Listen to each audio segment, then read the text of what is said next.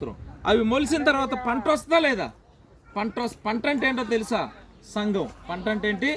సంఘం. బాప్తిజం తీసుకోవాలి, ఆ వ్యక్తి రక్షింపడాలి, బాప్తిజం తీసుకోవాలి, ప్రభువాళ్ళు తీసుకోవాలి, ప్రార్థన చేయాలి, వాక్యం చదవాలి. ఇదే సంఘం అంటే. అది ఎవరు చేయొచ్చు? ఎవరైనా చేయొచ్చు. రక్షింపబడినటువంటి ఎవరైనా చేయొచ్చు. ఇప్పుడు పంట చేతికి వచ్చిన తర్వాత ఒక 20 బస్తాలు ఒడ్లు పని అనుకో, ఆ 20 బస్తాలు మనమే తినేస్తామా?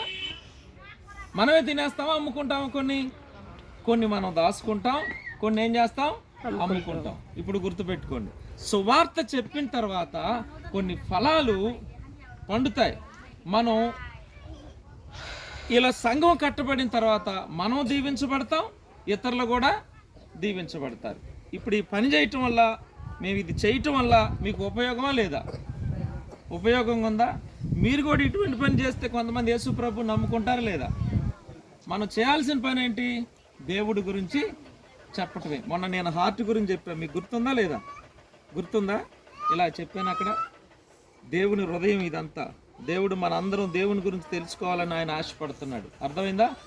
అప్పుడు మనం దేవుని గురించి చెప్పినప్పుడు మనం ఏం చేస్తామో తెలుసా? చక్కగా ఫలిస్తాం. మనం ఏం చేస్తామమ్మా? ఫలిస్తాం. మనం నాటిన మొక్క ఎక్కడికి పోదు. అర్థమైందా? అర్థం కాలేదు? సరే, దేవుని స్తోత్రం కలుగును. చిన్న ప్రార్థన చేస్తాం.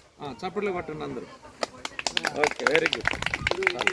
చిన్న ప్రార్థన. పరిశుద్ధ ప్రేమ గల తండ్రి, నీకు వందనాలు. నీ బిడ్డలు చక్కగా విన్నారు, నీకు స్తోత్రాలు. విన్న మాటలు నీ బిడ్డల హృదయాల్లో నీరు కట్టి ఫలింపు చేయమని యేసుక్రీస్తు వారి నామములో ఈ ప్రార్థన అడిగి వేడుకుంటున్నాము తండ్రి, ఆమేన్.